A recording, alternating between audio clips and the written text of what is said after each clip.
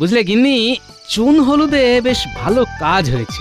গোপাল দাদা, খুব বিপদের মধ্যে পড়ে গেছি।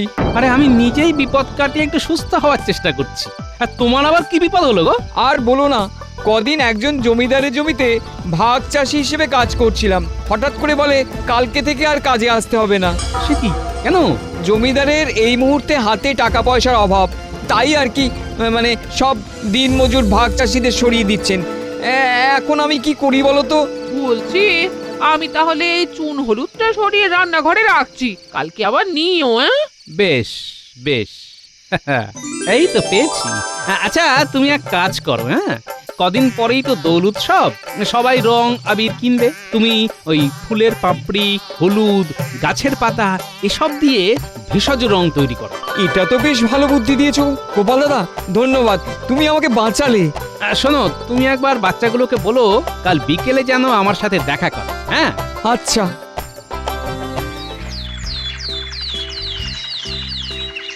বাবা মহারাজ, আজকে আপনি বেশ খোশ মেজাজে আছেন মনে হচ্ছে। সে তো থাকবেই, মহারাজের মনে যে বসন্তের হাওয়া লেগেছে। বসন্তকালেই যা গরম পড়ে গেছে কি আর বলবো, পুরো আগুন।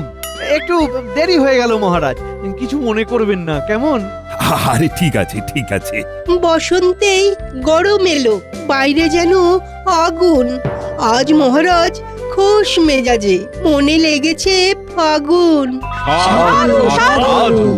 মন্ত্রী মশাই চোর চোর। দেখেছেন মহারাজ, দেখেছেন, গোপালের কোনো কাজ নেই, শুধু আমার পিছনে লাগে। আনন্দ পাই, ধরুন এটাই আপনার প্রতি ভালোবাসা। তেলে বেগুনে জ্বলে উঠলেন মন্ত্রী, গেলেন রেগে। গোপাল নাকি আনন্দ পায় মন্ত্রীর পিছনে লেগে।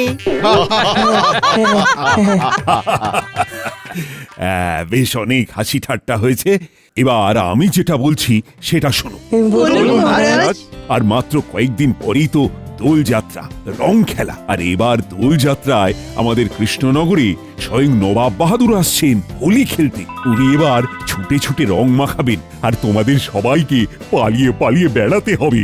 দারুণ মজা হবে। এর জন্য তো স্বতঃস্ফূর্ত হতে হবে। গোপালের যা চেহারা, তাতে সে কি এই ধরাধরি খেলা খেলতে পারবে? কেন পারবো না, নিশ্চয়ই পারবো। হ্যাঁ ঠিকই তো, চেষ্টা করলে নিশ্চয়ই পারবে। মহারাজ, আমার মনে হয় যে বড় আকারে খেলা শুরু হওয়ার আগে আমাদের রাজসভাসদদের মধ্যে একটা ছোট খেলা হওয়া উচিত। সেটা কিরকম? খুবই সোজা। রাজবাড়ির মাঠে একটা লক্ষ্যস্থল বানানো হবে, সেখানে সবাই দৌড়ে দৌড়ে আসবে আর মাথা দিয়ে বল মেরে লক্ষ্যস্থলে প্রবেশ করাবে। তাহলে আমরা আজকে কালকে সকালে এই খেলে খেলে গা গরম করে নেব। হ্যাঁ, তার জন্যে অনেক বল আনিয়ে রাখতে হবে। সেসব দায়িত্ব গোপালকে দিন। ও এক্ষুনি শহরে বেরিয়ে পড়ুক, শহর থেকে বল নিয়ে আসুক, এতে ওর ভুঁড়িটা একটু হলেও তো কমবে। ঠিক বলেছ। আচ্ছা গোপাল, তুমি তাহলে আর দেরি না করে এক্ষুনি বেরিয়ে পড়ো, আর যা খরচ হবে এসে আমার কাছ থেকে নিয়ে নিও। আচ্ছা মহারাজ।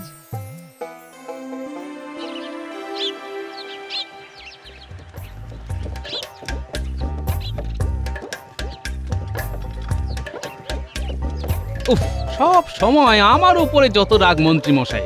এই তাড়াতাড়ি গাড়ি ছোটাও তো, শহরে গিয়ে আবার রাতের মধ্যে ফিরতে হবে। আচ্ছা গোপাল দাদা, চল চল চল চল চল চল।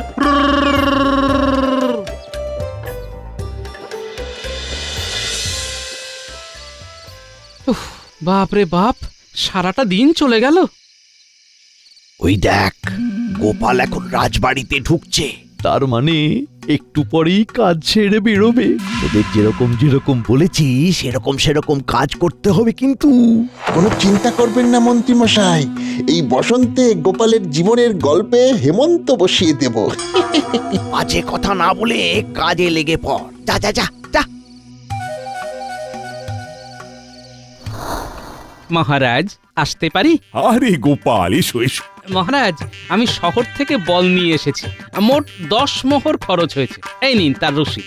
বেশ বেশ, এই নাও তোমার 10 মোহর। তুমি যাওয়ার সময় ভাড়ার ঘরে এই বলগুলো রেখে দিয়ে চলে যাও। আবার সকালে বল খেলা শুরু হওয়ার আগে মাঠে নিয়ে যাবে। আচ্ছা মহারাজ।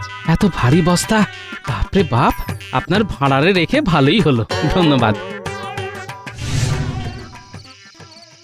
উফ, সেই সকালে বাড়ি থেকে বেরিয়েছি, কে জানে গিন্নি কি ভাববে। ধুর, যা ভাবে ভাবুক, ওর জন্য শহর থেকে আয়না কিনে এনেছি, ওটা পেলেই খুশি হয়ে যাবে। এই ওরে বাবা রে, মারে মারে গেলাম রে। এই এই কে কে? উফ, কাল খেলাধুলো আর আজকে এই বিপদ। সকালে রাজসভায় মন্ত্রীমশাইকে চোর বলেছিলে, মনে আছে? সেটারই বদলা নিলাম।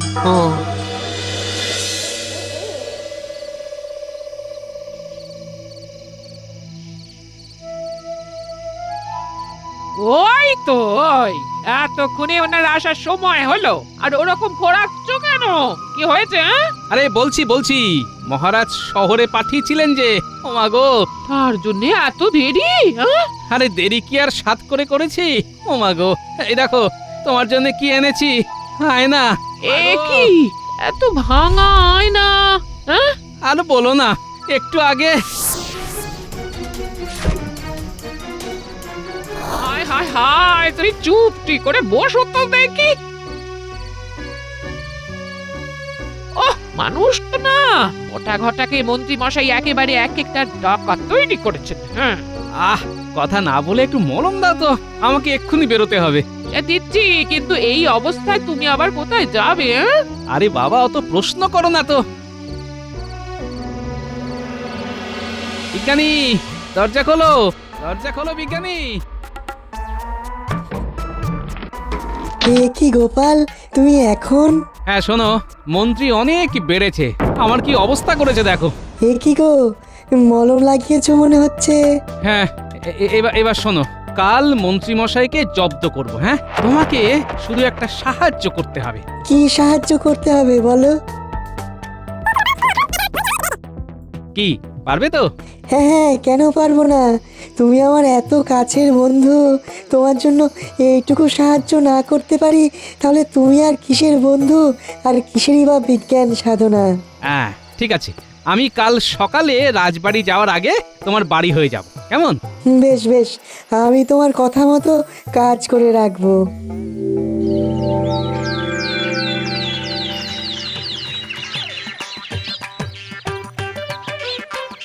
তুমি এগোতে থাকো গোপাল, আমি একটু পরে রাজবাড়ির মাঠে আসছি। হ্যাঁ, এসো।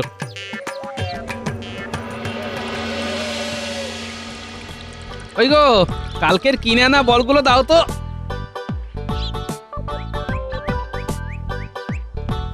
ও মা গো, কি ব্যথা!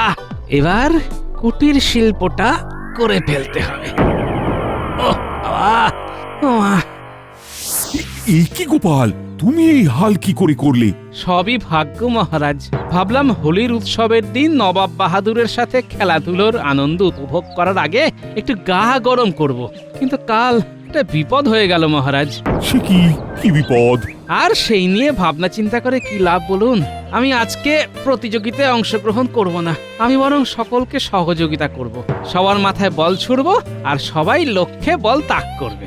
উফ, এটাই তো চাইছিলাম, কিন্তু গোপাল আমার বা বটা ঘটার নামে অভিযোগ করলো না কেন? ব্যাপারটা কেমন সন্দেহজনক লাগছে। বেশ, তবে তাই হোক, তোমরা সবাই খেলা শুরু করো। খেলার নিয়ম অনুযায়ী প্রত্যেকে 3টে করে সুযোগ পাবে।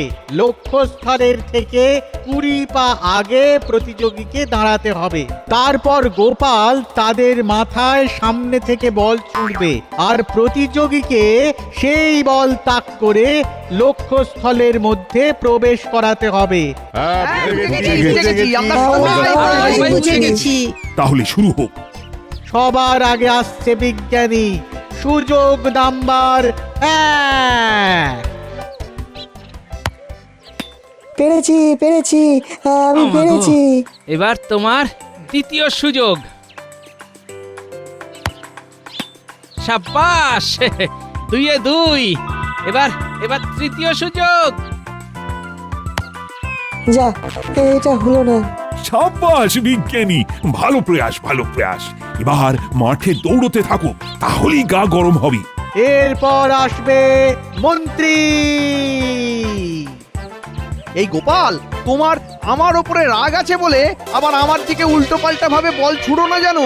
আরে না না, আপনি আমাদের স্বনামধন্য মন্ত্রীমশাই বলে কথা, আপনার সাথে ওরকম করতে পারি নাকি? তাহলে শুরু হোক মন্ত্রী মশাইয়ের সুযোগ নাম্বার 1। সাব্বাস মন্ত্রী, সাব্বাস। ছোড়ো গোপাল, ছোড়ো, দ্বিতীয় বলটাও ছুড়ে দাও। এবার মজা দেখাবো। এবার দ্বিতীয় সুযোগ। গোপাল, তোমার এত বড় স্পর্ধা যে তুমি সবার সামনে আমার মুখ কালি করলে।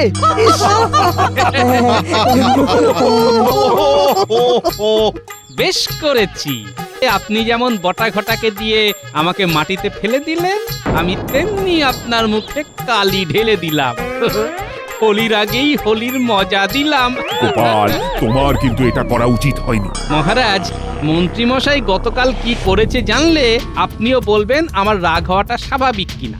গতকাল আপনার বাড়ি থেকে আমি ফিরছি এমন সময়।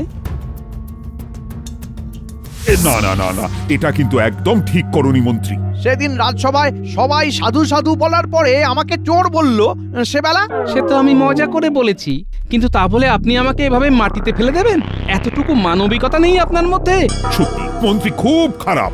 গোপাল আজকে বদমাইশি করে তোমার মুখ কালো করে দিয়েছে, কিন্তু তোমার আসলে মনটাই কালো, প্রতিহিংসা পরায়ণ। সত্যি মন্ত্রী মশাই, আপনার চারিদিকে দুর্নাম, এটা সবাই বলে। বেশ, আমি কথা দিচ্ছি আমি ভালো হয়ে দেখাবো। তাহলে বাকি খেলা শুরু হোক। উফ, পুরো মুখের হুলিয়া বদলে দিল। এইভাবে প্রতিশোধ নেবে না? ইস, এত হিংসে কেন তোমার মনে? একটু ভালো হতে পারো না নাকি? আমার বড় হয়ে তুমি এত এত খারাপ কি করে হলে আমি তো এটাই ভেবে পাই না। উফ, যে পারছে আমাকে ধুয়ে দিচ্ছে। দূর দূর, ছি ছি ছি ছি। বুঝলে গিন্নি, চুন হলুদে বেশ ভালো কাজ হয়েছে। গোপাল দাদা, খুব বিপদের মধ্যে পড়ে গেছি। আরে আমি নিজেই বিপদ কাটিয়ে একটু সুস্থ হওয়ার চেষ্টা করছি, আর তোমার আবার কি বিপদ হলো গো? আর বলো না, কদিন একজন জমিদারের জমিতে ভাগ চাষি হিসেবে কাজ করছিলাম। হঠাৎ করে বলে কালকে থেকে আর কাজে আসতে হবে না।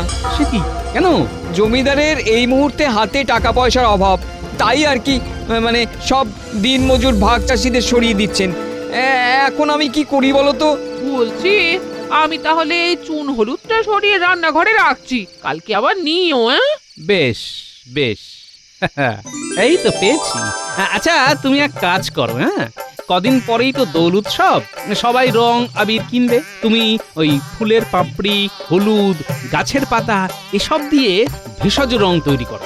এটা তো বেশ ভালো বুদ্ধি দিয়েছো গোপাল দাদা, ধন্যবাদ, তুমি আমাকে বাঁচালে। শোনো, তুমি একবার বাচ্চাগুলোকে বলো কাল বিকেলে যেন আমার সাথে দেখা করো। হ্যাঁ, আচ্ছা।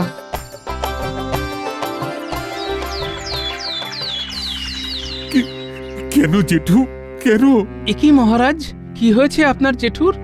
আমার কর্তব্য জেঠু গতকাল রাতে মারা গেছেন। এ তো বড় দুঃখের কথা মহারাজ। তাহলে আপনার বাড়িতে দোল উৎসবের দিন পূজা হবে কি করে? সেটাই তো ভাবছি। নবাব বাহাদুর নিজে থেকে জানিয়েছেন এবারে তিনি কৃষ্ণনগরে উপস্থিত থাকবেন। কত কত ভেবে রেখেছিলাম গ্রামবাসীদের নিমন্ত্রণ করব, সবাই দোল খেলার পরে রাজবাড়িতে খাওয়া দাওয়া করবে। মহারাজ, আমি বলছিলাম কি যে আমি তো অনেক পাপ করেছি, তাই ওই শুভ দিনে যদি পুজো পাঠ খাওয়া দাওয়া সব আমার বাড়িতে আয়োজন করি, তাহলে আমার কিছুটা পাপ ধুয়ে যাবে। দাঁড়ান মন্ত্রী মশাই, আমি বাইরে গিয়ে দেখে আসি। কি দেখবে গোপাল? এই আজকে সূর্য পশ্চিমে উঠেছে কিনা। একদম বাজে কথা বলবে না। ঝগড়া বন্ধ করো, আমার মন মেজাজ ভালো নেই। মন্ত্রী মন্ত্রী, তুমি খুব ভালো প্রস্তাব রেখেছো। তুমি তাহলে আর দেরি না করে এক্ষুনি সকলকে নিমন্ত্রণ করা শুরু করে দাও। হ্যাঁ মহারাজ, প্রথমে মহারাজকে দিয়ে শুরু করব, বুঝলি? হ্যাঁ, তাই চলুন। সত্যি আমি খুব খুশি হয়েছি। হয়তো আমি তোমাদের সাথে দোল খেলার আনন্দ উপভোগ করতে পারবো না, যেহেতু আমার অসুখ চলবে, কিন্তু আমি একবার দেখা করে আসব। বেশ বেশ মহারাজ, আমি নবাব বাহাদুরকে নিমন্ত্রণ করে আসব। বুঝলি বটা ঘটা, সব গ্রামবাসীদের নিমন্ত্রণ করব, সব সভাসদদের বলবো, কিন্তু গোপালকে বলবো না। বেটা উচিত শিক্ষা পাবে। হ্যাঁ, দারুণ মজা হবে। আচ্ছা ঘটা, তুই এই পত্র নিয়ে নবাবের কাছে চলে যা, বুঝলি? আর বটা, তুই কিছু পত্র নিয়ে গোপাল ছাড়া বাকি সভাসদদের বাড়ি যা, আর আমি গ্রামবাসীদের বাড়ি যাচ্ছি। হ্যাঁ আচ্ছা মন্ত্রী মশাই।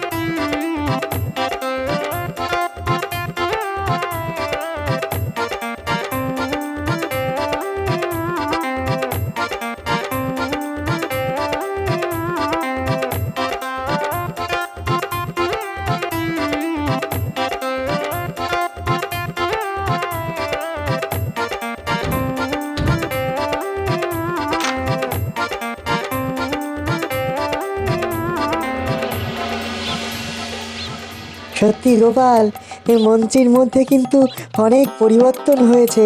গতকাল বিকেলে আমাকে নিমন্ত্রণ করে গেলেন। আমাকেও শুনছি ওই ভোলার দোকান থেকে ক্ষীর কদম্ব, জিভে গজা, রসগোল্লা, অনেক রকমের মিষ্টি আসছে। ওমা, এ কি, আমাকে তো নিমন্ত্রণ করেনি। সে কি, সব সভাসদদের বললো, তোমাকে বললো না? না, ওই তো মন্ত্রীমশাই দূরে রাজবাড়ির দিকেই যাচ্ছেন, উনি হয়তো ভুলে গেছেন। যাই, ওনাকে গিয়ে জিজ্ঞেস করেই দেখি। খাওয়া দাওয়ার ব্যাপারে আমি একটু নির্লজ্জ। ও মন্ত্রীমশাই! ও গোপাল, বলো। তা আপনার বাড়িতে পুজো খাওয়া দাওয়া হচ্ছে তো? হ্যাঁ, ওই দোল পূর্ণিমার দিন সকলে, মানে সব গ্রামবাসীরা আসবে, সব সভাসদরাও আসবেন। আমি নিজে গিয়ে নিমন্ত্রণ করলাম, বুঝলে? নবাব বাহাদুরকেও করেছি। আমাকে মনে হয় ভুলে গেছেন। এই না না, ভুলবো কেন? ছি, ইচ্ছে করেই করিনি, বুঝলে? তুমি এত খাও যে কি বলবো বলো। ঠিক আছে, তাহলে আপনার বাড়িতে আমি ওই বিনা নিমন্ত্রণেই চলে যাব। অতই সোজা? হ্যাঁ, তোমাকে দেখতে পেলে এই প্রহরী ঘাড় ধাক্কা দিয়ে বের করে দেবে। বেশ, দেখব কে আমাকে বের করে দেয়। যদি আমি আপনার বাড়ি গিয়ে সেদিন খেতে পারি, তাহলে আপনি সবার সামনে নাক খত দেবেন। ঠিক আছে ঠিক আছে, দেবো।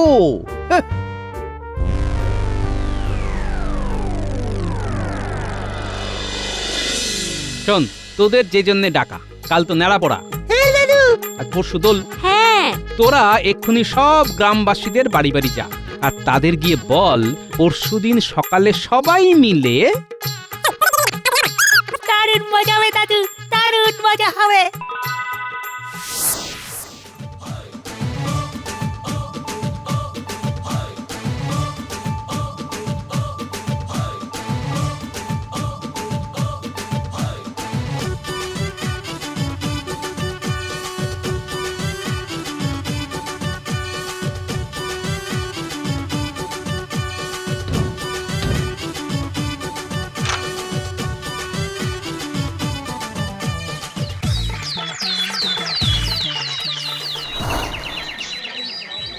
এই তো পুটির বাবা, ভেষজ রঙের দোকান দিয়েছো? হ্যাঁ সত্যিই গোপাল দাদা, ঠাকুরের আশীর্বাদে ভালোই চলছে। তোমার বুদ্ধি অনুযায়ী কাজ করে বেশ উপকার হলো। বেশ বেশ বেশ। কাল সকালে কি করতে হবে মনে আছে তো? হ্যাঁ হ্যাঁ, সব মনে আছে।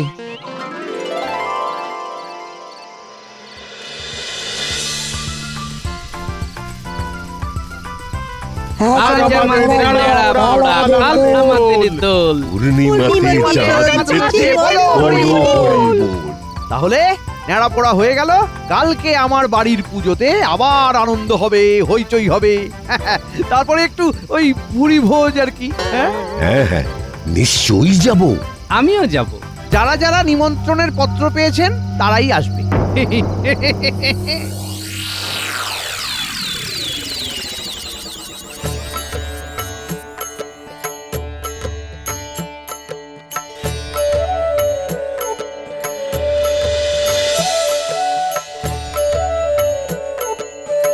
সবাই তো এসে গেল, গ্রামবাসীরা তো এলো না। আসবে আসবে, নিশ্চয়ই আসবে। কি সবাই এরকম রং মেখে সংসেজে এসেছেন কেন আপনারা? হ্যাঁ, এই আপনি কে? আমি পুঁটির বাবা। ওহো, ঠিক আছে ঠিক আছে, ভোগের প্রসাদ গ্রহণ করুন। এই মাটি করেছে, কাউকেই তো চেনা যাচ্ছে না। এর মধ্যে যদি গোপাল ঢুকে যায় তাহলে তো গোপালকে চাপে ফেলাই হবে না। ইস, বাহ, বাহ, সবাই তো দেখি রং খেলেই এসেছে। তাহলে আমি যে রং খেলবো ভেবেছিলাম। আমরা আবার খেলবো। আচ্ছা, কৃষ্ণচন্দ্র তো ব্যক্তিগত কারণে আসেনি, সব সভাসদ এসেছে, শুধু গোপালকে তো দেখছি না। আমি আছি যাব না। এই এখন এই ক্ষীর কদম খাচ্ছি। কি তুমি লুকিয়ে আছো? হ্যাঁ, এবার সবার সামনে নাকখত দেওয়া শুরু করুন। আপনি তো বাজিতে হেরে গেলেন। হ্যাঁ নয় হ্যাঁ। না না, এই না, আমি নাক দেবো না। না, ঠিক আছে, তাহলে এই তোমরা সবাই শুরু করো। এই এই এই এই এই আরে আরে কি হচ্ছে? আরে কি হচ্ছে নাকি? এই ইস, কিছু না, সব ভেষজ রং। তাহলে এই আনন্দ আমিও উপভোগ করতে চাই, আমিও রং মাখবো।